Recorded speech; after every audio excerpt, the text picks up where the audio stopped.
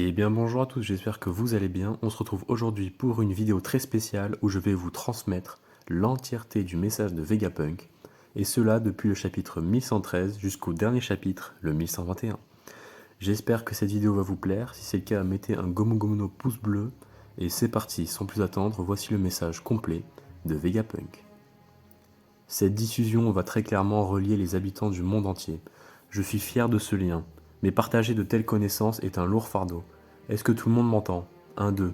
1, 2. Ici, le docteur Vegapunk. Votre attention, le monde. Bien, nous allons pouvoir commencer. J'espère que tout le monde est prêt. Je dois vous avouer que j'ai commis 2 péchés très graves. Je pense qu'on va bientôt m'arrêter ou m'exécuter. Cette diffusion est donc programmée pour démarrer à l'instant où mon cœur s'arrêtera de battre. Cependant, que les choses soient claires, je ne suis pas en train de dire que ceux qui vont me juger sont des monstres, ou ce genre de choses. Je ne suis pas là pour juger qui est bon ou qui est mauvais. Je ne suis pas qualifié pour juger de telles choses, et je n'en sais pas assez sur lui. Vous allez peut-être avoir du mal à me croire, certains vont peut-être même se moquer de moi, mais il est de mon devoir de vous informer. J'irai droit au but. Ce monde va sombrer dans l'océan. Pour moi, ce n'est qu'une prédiction, mais si mes calculs et mes capteurs ne se trompent pas, peu de temps après la fin du tournage de cette vidéo, un énorme tremblement de terre touchera le monde entier. À cause de cette catastrophe, le niveau de la mer augmentera d'1 mètre tout autour du globe. Beaucoup d'îles deviendront inhabitables et naturellement, de nombreuses plages seront également totalement submergées. Si j'ai tort, n'hésitez pas à vous abonner à la chaîne et à mettre un commentaire, merci beaucoup pour ceux qui le feront. Si j'ai tort, n'hésitez pas à ignorer le reste de mon message. Si toutefois ces événements se sont produits, je vous prie de prêter attention à ce que j'ai à dire. Le tremblement de terre que je viens de prédire ne peut pas à proprement parler être considéré comme un phénomène naturel. Toute ma vie, j'ai naïvement aspiré à la paix et à la prospérité. Cette naïveté m'a amené à ce qui s'est avéré être mon premier péché.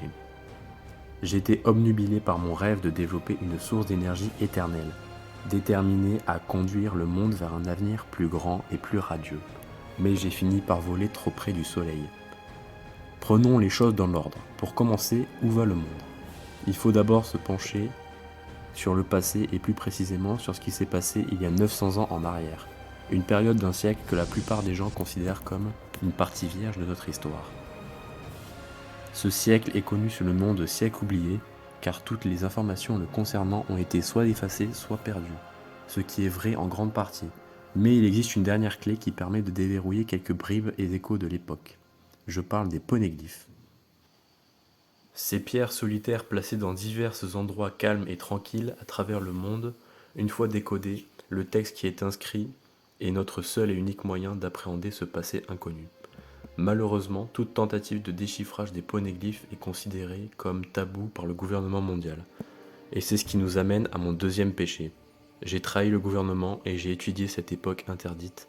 J'ai eu la chance d'hériter de plusieurs documents d'un certain groupe d'archéologues exceptionnels, ce qui m'a permis de déchiffrer un certain nombre de poneglyphes.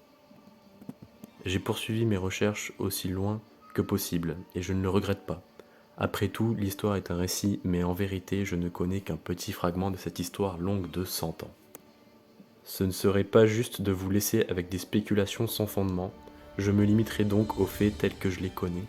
Les héros de notre histoire est né il y a 900 ans, dans un royaume prospère et avancé, et tout comme le légendaire dieu du soleil Nika des fables d'Elbaf, il se battait lui aussi avec un corps élastique. On l'appelait Joy Boy. Il a été le premier homme à prendre la mer, le premier à être qualifié de pirate. Vous vous demandez sûrement comment il est devenu pirate. Je n'ai pu lire qu'une petite partie des poneglyphes, mais ce qui est écrit est très clairement le récit d'une histoire incroyable. C'est l'histoire d'une grande guerre qui a lieu dans un passé lointain. Pendant cette période, l'ennemi de Joy Boy était l'organisation, connue aujourd'hui sous le nom de gouvernement mondial. À l'époque, il n'était que des puissants alliés. Une alliance temporaire composée de 20 royaumes distincts. On peut supposer qu'ils n'avaient pas d'autre choix que de s'allier pour faire face à la redoutable faction à laquelle appartenait Joy Boy. Malheureusement, la cause de la guerre m'échappe encore, donc je ne me prononcerai pas sur qui était le bien et le mal pendant cette guerre, mais je peux affirmer que c'était un conflit entre deux idéologies opposées. Tout à l'heure, je vous ai dit que Joy Boy était né dans un pays fantastique, un pays si avancé qu'il est difficile de croire qu'il existait il y a plus de 900 ans. Les armes qui ont existé au cours de cette lutte, qui a duré un siècle, dépassent de loin notre science moderne. Une telle technologie est déconcertante, même pour le génie que je suis. Et c'est là que réside notre problème. Le siècle oublié a pris fin après la défaite de Joy Boy, mais les conséquences ont été plus graves.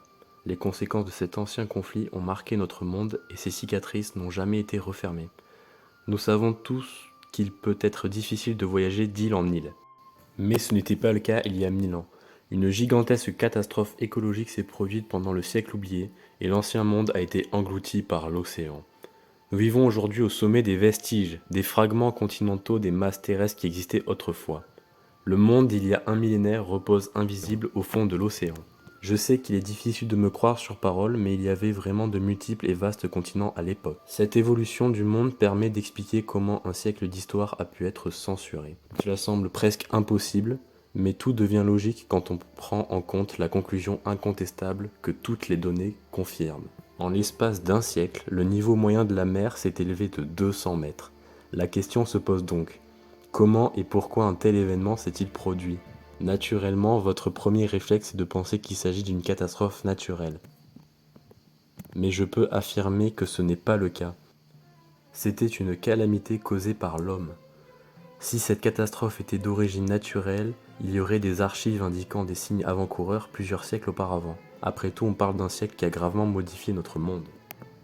Mais toutes mes recherches en météorologie, en géologie, écologie et sciences de l'atmosphère ont confirmé que ce n'était pas naturel.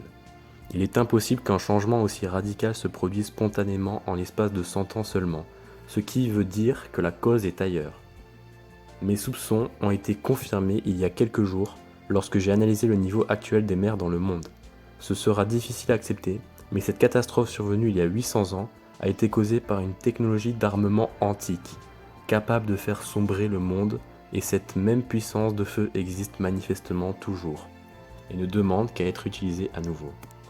En d'autres termes, la grande guerre qui a ravagé le monde pendant le siècle oublié est toujours d'actualité. En toute sincérité, je tiens à vous présenter mes excuses les plus sincères, car il y a d'autres choses que je dois vous avouer. Mon objectif a toujours été de créer une source d'énergie pour alimenter le développement de la société. Et bien qu'elle reste inachevée, mes recherches ont abouti à la création de Mother Flame. Sa puissance a de nombreux usages pratiques et je suis certain qu'un jour cette énergie inépuisable pourra être exploitée pour que tout le monde entier vive dans l'abondance. Cependant, cette avancée est aujourd'hui entachée par le vol d'un petit fragment de Mother Flame. J'assume l'entière responsabilité de cet événement malheureux.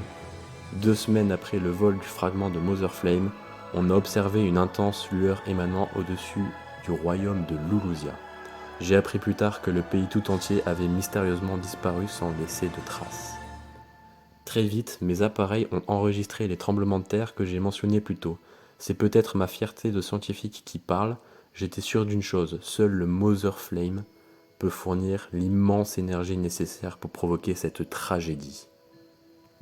Mon invention a été utilisée pour alimenter une arme antique.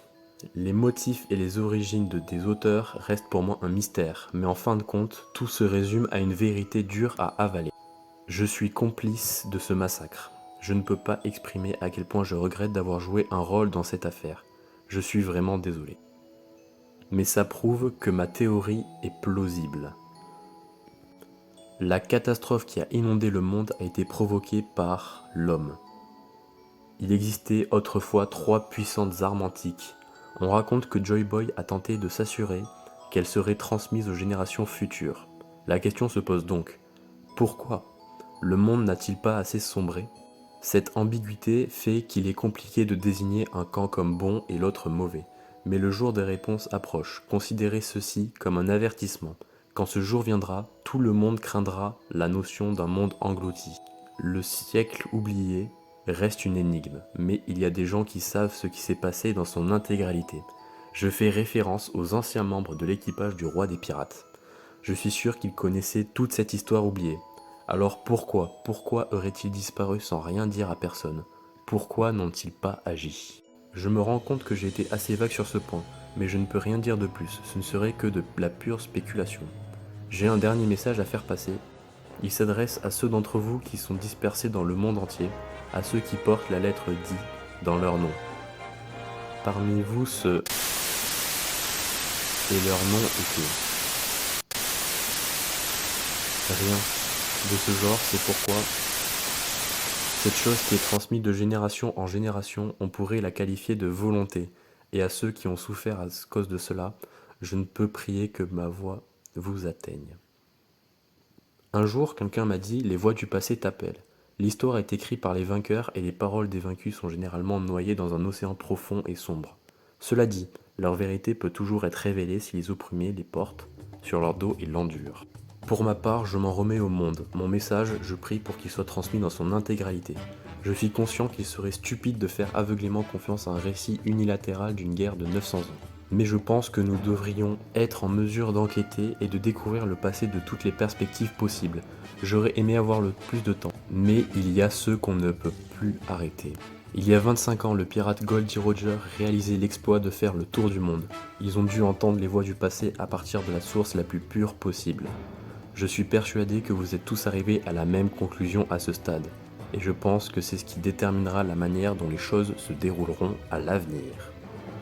Le jour du réveil approche, le jour où tous les secrets les plus excitants du siècle oublié seront dévoilés. Nous savons que la technologie des armes qui ont noyé les continents est encore utilisée. Cette puissance est là, quelque part. Ceux qui appartiennent à une race rare et unique sont persécutés sans relâche aujourd'hui à cause d'un mystère de l'histoire. Le jour où ces réponses seront données, il y aura des comptes à rendre. Restez sur vos gardes pour vous protéger quoi qu'il arrive. J'ai foi en la sagesse de l'humanité. J'ai foi en la science. Roger est mort il y a 25 ans, et cela fait 2 ans que Barbe Blanche est mort. Une nouvelle ère est annoncée par la disparition de vieilles légendes. Aujourd'hui, certains individus ne peuvent pas être opprimés. Ces gens sont probablement les plus proches de la vérité. Est-ce une coïncidence ou est-ce Roger qui a déclenché tout cela?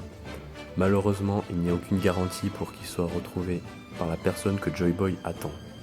Il n'y a plus rien à faire. Le sort du monde est entre les mains de celui qui le trouvera. Tout dépend de qui trouvera le One Piece.